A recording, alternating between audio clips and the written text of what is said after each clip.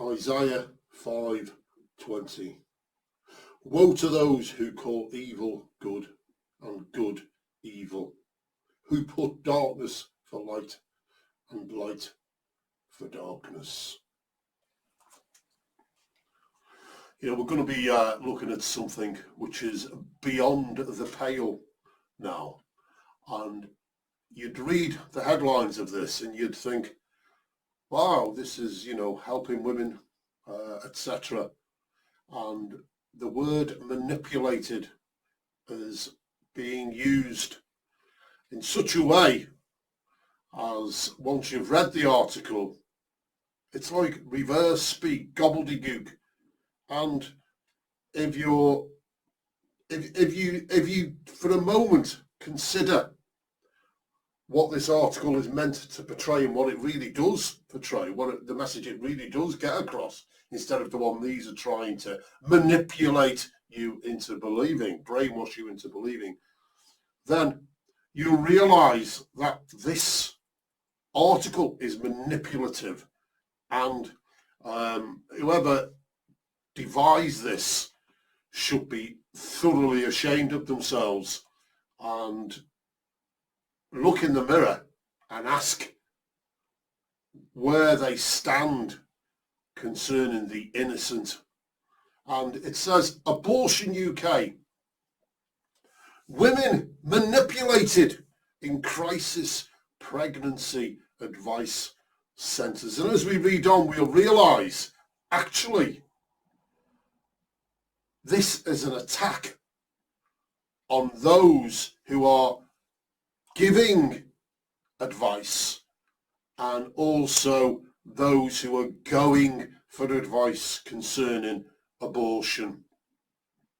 Women are being misled and manipulated about abortion by some crisis pregnancy advice centres in the UK, according to evidence from a Panorama investigation.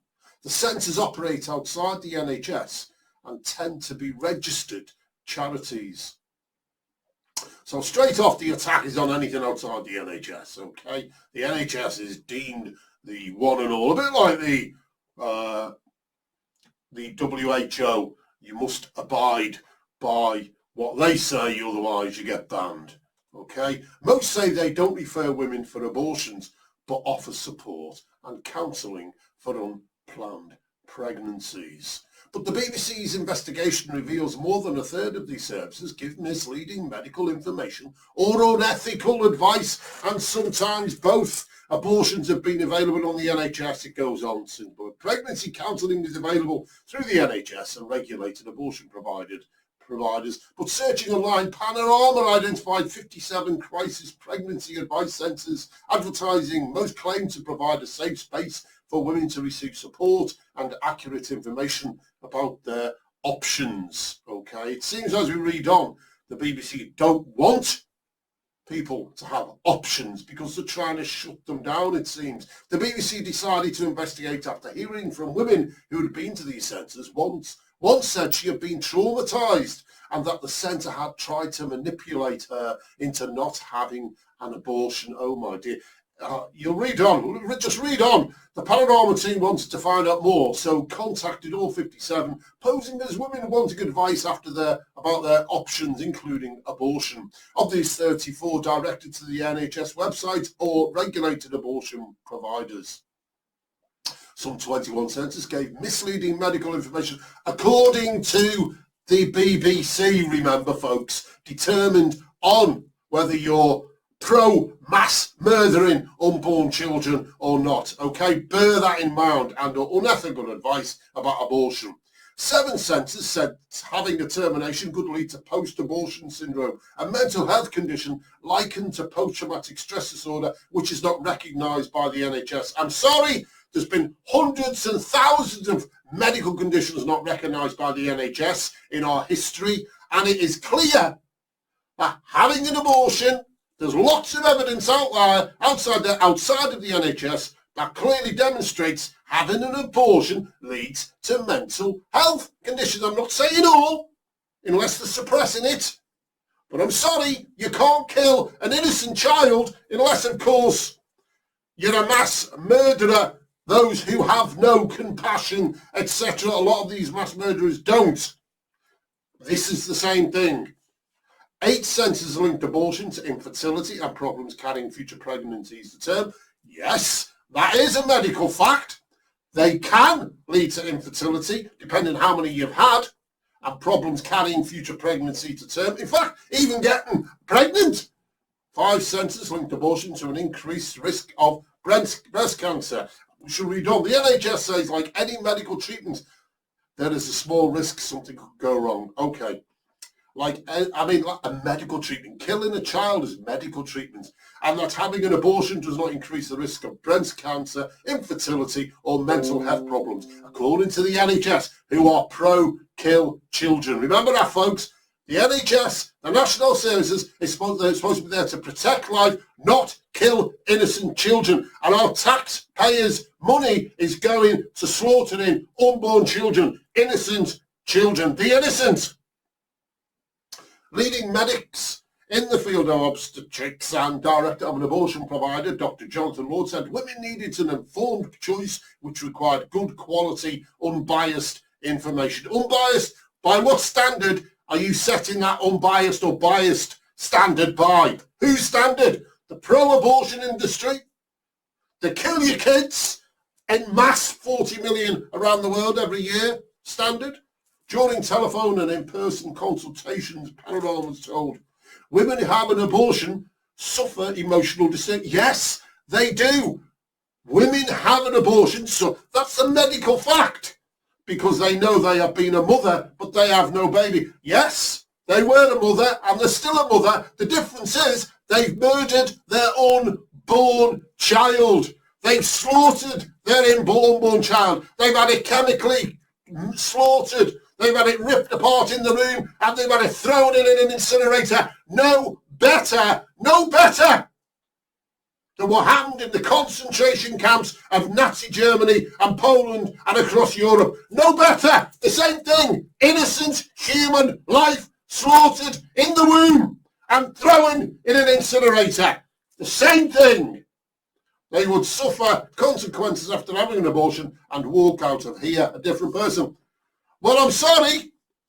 They are going to walk out a different person no matter how much you deny it.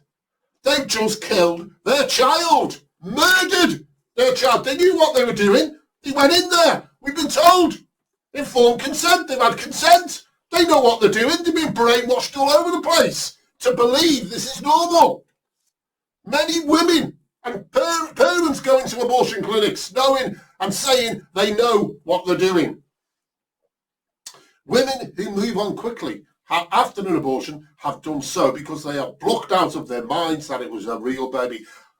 Now that is true. If that's not true, I don't know what. So we've got in one point here, they will suffer consequences after having an abortion and walk out of here a different person. Women having an abortion suffer emotional disturbances because they know they have been a mother, but they have no baby. And then it says women who move on quickly having an abortion have done so because they are blocked out of their minds that it was a real baby. It was a real baby, folks. That it would be amazing to have your own child and asked how it would feel to actually hold your own baby. What is the problem in that? What is the problem in saying to a mother who's got a baby in her womb and a father who may be with her, it's your own child. Think about what it'd be like to hold your child. Is there something wrong with that? I can't see anything wrong with that. One centre said, women could experience hallucinations involving babies crying and have nightmares of something happening to a child after an abortion. Yeah, and if they're human beings, which they are, the mothers and the fathers, that could happen easily. Joe Holmes of the British Association for Counselling and Psychotherapy said, from a professional standards point of view, they are not there to advise, they are not there to guide, and they are not there to give their opinion. This language is designed to make the client feel guilty. This is what it's all about, isn't it? Removing the guilt from those who want to kill their children. It's a human being. If what they're saying was true, it was not true, then why would it make them feel guilty? So therefore, their very own words here condemn this. Joe Holmes of the British Association for Counselling and Psychotherapy. If they leave feeling guilty, then what they said must be true. Unless, of course, they've been brainwashed and It's not a child they've just aborted. They shouldn't be thinking about holding their own baby, etc. So it wasn't a real baby. Well, it is a real baby. It's a real human life. Conception. Life starts at conception. Biological, scientific fact. We wanted to find out more about the centre operates, so we went undercover. And they went on to which one centres they went undercover to. An undercover reporter told a counsellor she was 3 weeks pregnant and asked what an abortion would involve at that stage. The counsellor replied, "The baby is waiting for the pill to kill it and get rid of it." Yep, okay. Literally, the baby might not be waiting for it because the baby doesn't know. But that's what's happening. The baby's there waiting for the pill to go inside to kill it. To kill it. That's a fact. I'm not in denial of that. Listing depression and infertility as possible side effects, she added, "There is no kind of safe thing because women have had the abortion and some will bleed to death and all sorts of things happen. All sorts of things do happen. Women have died after having an abortion. There's no lies there." The counsellor later said she was not telling the undercover reporter what to do about her pregnancy. No, she was giving her advice and saying things that can and can't go wrong. It's a real baby. That's the reality of it. You've been brainwashed into believing you can just come in here or go into the abortion clinic and slaughter an innocent child. Another one, our undercover reporter visited, saying she was married with 2 children and had discovered she was pregnant again. The advisor asked her what her children would think about her having an abortion. What's the problem with asking about that? What's the problem with asking her how her children, other children, would feel about their brother or sister being slaughtered in the womb? I'm just amazed at this, how this is where we're at, folks. Would you be able to tell your daughters about having a termination, or would it be something you'd always have to keep quiet about? These are things that easily are presented after the abortion. The guilt.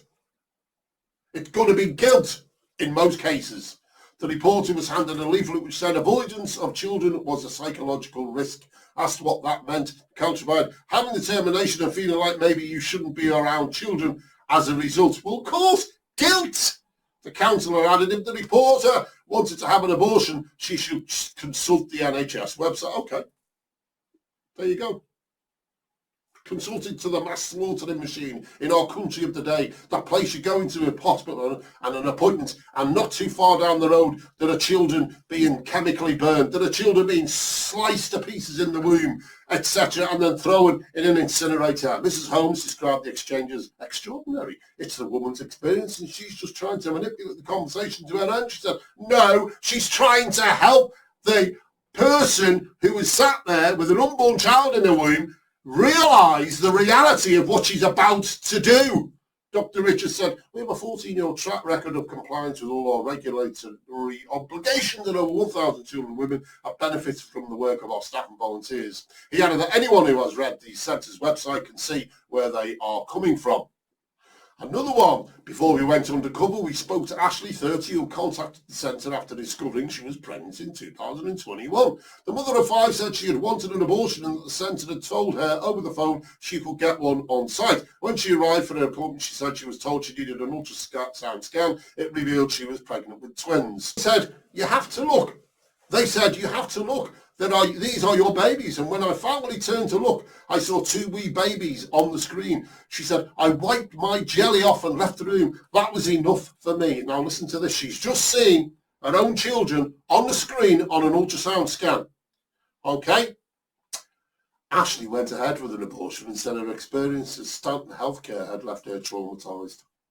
So we've got someone who sees her 2 unborn children on the screen with a scan, goes, gets the abortion, and claims it was the clinic healthcare centre that left her traumatised. But she's the one who's just slaughtered her unborn children. That's where we're at, folks. That is where we are at. These sick individuals who go out there and slaughter their unborn children and blame those who are trying to help them to understand these are human beings. There's your children in your womb, and yet they go out and slaughter them. Well, I'm sorry, folks, she'll answer for that. I know somebody who had an abortion knowing she was carrying twins.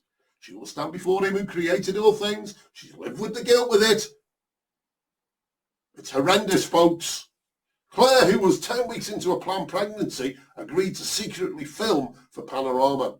During the consultation, she was told by an advisor about post-abortive syndrome, described as a severe anxiety that erodes your mental health for 6 months to 6 years. The advisor also outlined what the centre described as the side effect of the abortion pill, saying it contained a whopping dose of female hormone. Within 48 hours, your baby will die of hunger and thirst. It will be starved to death, she said. Claire was also told that the centre provided aftercare and financial help to women who went to help with the pregnancies. As she left, she was given leaflets containing graphic images of aborted fetuses, and information was suggested she could get breast cancer if she had a termination.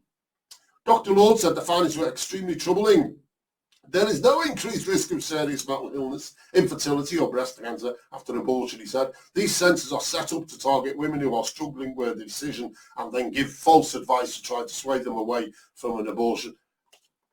Good. In my opinion, good, because they shouldn't be getting an abortion. It's murdering unborn children. And most of the information they be given is correct. There is depression after an abortion. It can medically affect them, mentally as well as emotionally and also physically. They risk causing significant harm and damage to those, especially vulnerable patients, but it's okay for them to go and slaughter their unborn children. Counselling is about being able to explore what you're feeling in a safe place with no judgment, but any woman who went into a session like this would come out deeply traumatised.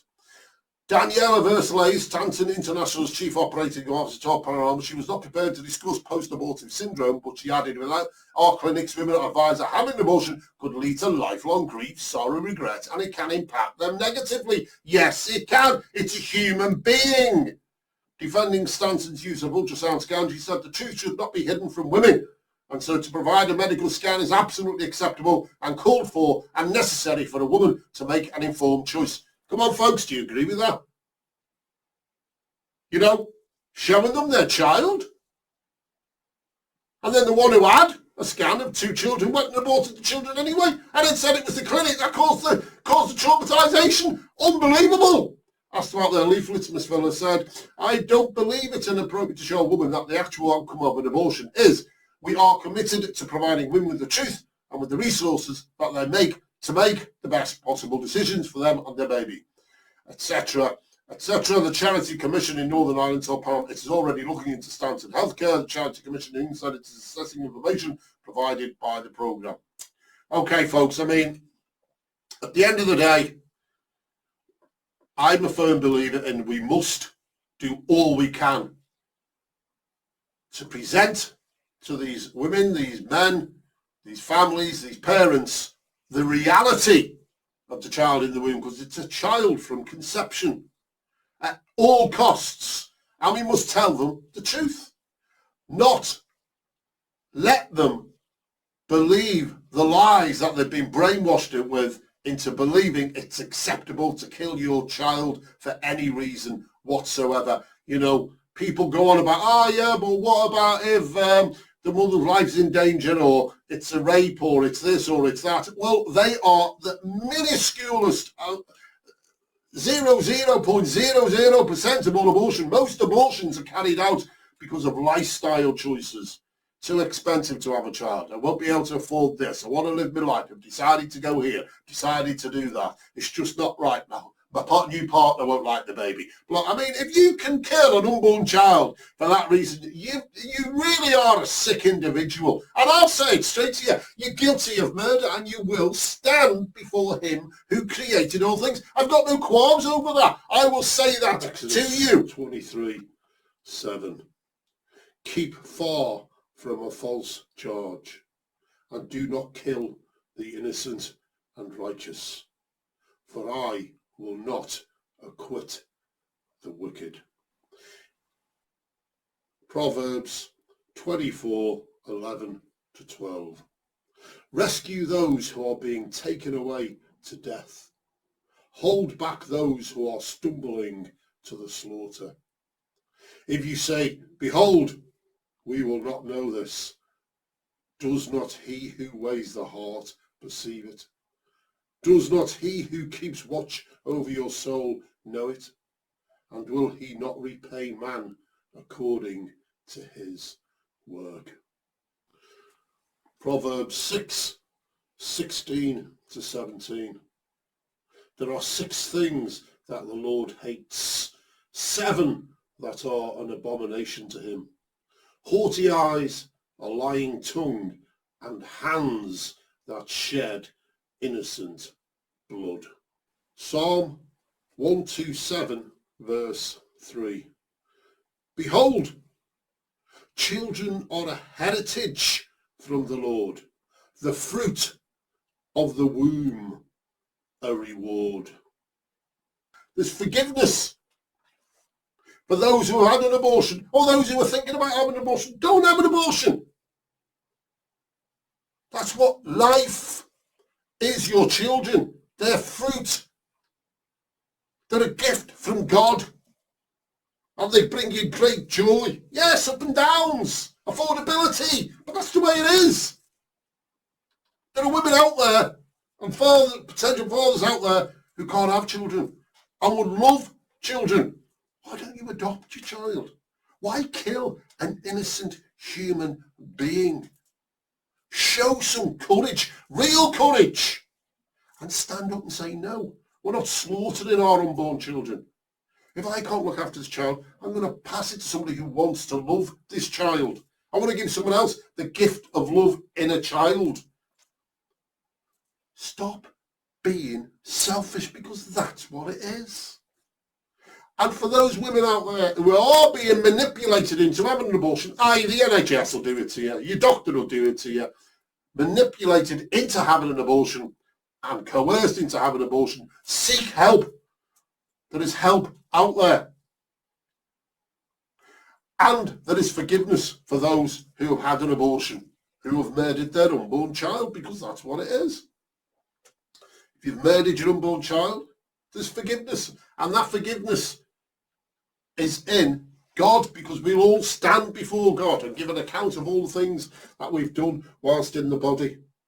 We're all sinners. We've all fallen short of the standard of God. God has a standard. It's not the same standard as man's standard.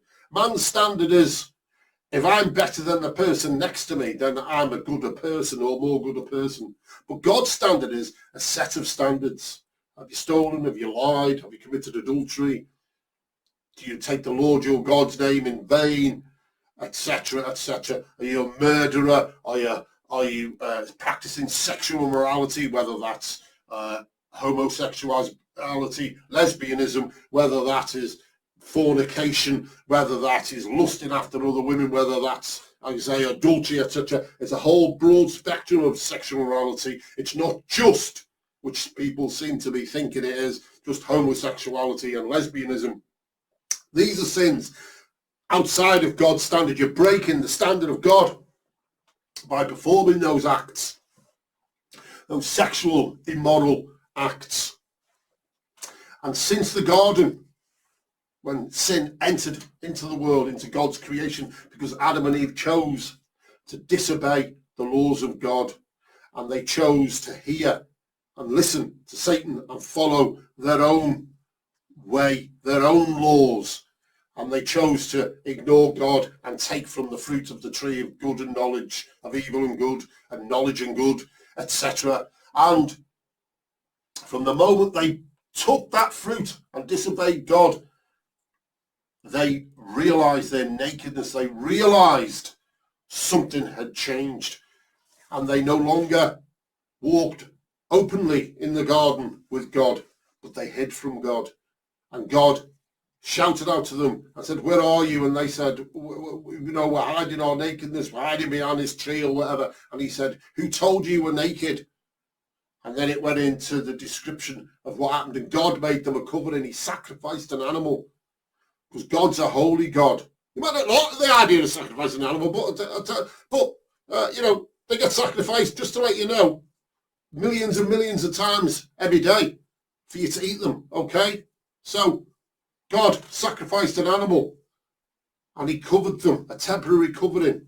And that temporary covering was looking forward to when Jesus, the perfect sacrifice, would take on human flesh. Some 4,000 years for his sheep and his people. When Jesus Christ came, he lived the perfect life that Adam and Eve should have lived, and lived the perfect life that Adam should have lived up to. Jesus Christ was without sin, without wrongdoing, and he demonstrated who he is through his ministry, raising the dead by what he said, healing the sick. And then he went to a piece of wood. He was nailed to that piece of wood, and he took upon himself God's wrath, the wrath of God that is on every single human being in this world since Adam and Eve, and will be until Jesus Christ comes back for his sheep. And it was Jesus Christ on that piece of wood who took God's wrath upon himself for those that will believe into him. Those that will believe into him. Are you hearing God's voice today? His word, Jesus Christ said, my sheep hear my voice and they'll follow me. My sheep know my voice and they follow me, and I know my sheep. And Jesus Christ on that piece of wood took upon himself the death sentence for his sheep, as it was put on the whole of creation at the beginning in the garden because of Adam and Eve. And Jesus Christ, that death penalty, he died. That death, placed in a tomb, and 3 days later he rose from the dead, because we were supposed to live for eternity physically and in a relationship, spiritual relationship with God for eternity. But once Adam and Eve sinned and disobeyed God, that was cut off, and the declaration was made, the decree was announced, you shall surely die if you take from the fruit of the tree, which I've told you not to take from. And that's what happened. They died immediately, spiritually. But the death sentence physically would affect them slowly. And it will be a slow physical death. Lifespans became less and less and less and shorter. Separation from God. And Jesus Christ rose from the dead. He conquered sin and death for his sheep. And he said, he appeared to his disciples and others over a period of 40 days, telling them that he had to go away until all of his enemies were put under his feet. And he went away, he ascended to be with his Father, and he's going to come back again. He's going to come back not to deal with sin, but for all those who are waiting for him, for his sheep, his second coming. He will come again, and this time, as I say, not to deal with sin, but for those who are waiting for him. And if you have had an abortion, if you are feeling guilt from having an abortion, forgiveness in Jesus Christ, because he took upon himself that murder that you committed. He took that sin upon himself, and it'll be placed on him. He has taken it, and you'll be pardoned. But it's only in Jesus Christ. He has the name above all names. It's only in the name of Jesus Christ by which we can be saved. He became the wrath of God. The wrath of God was on him. He screamed, it is finished. It is finished, was the scream from his lips. For his sheep, all the sins that they would commit were upon him. For his sheep. If you believe into Jesus Christ and believe in your heart that God raised him from the dead, you will be saved. Saved from what? The wrath of God, which is upon all of those who do not believe in Jesus Christ. Amen. Psalm 139, verses 13 to 16. For you formed my inward parts. You knitted me together in my mother's womb. I praise you, for I am fearfully and wonderfully made. Wonderful are your works. My soul knows it very well.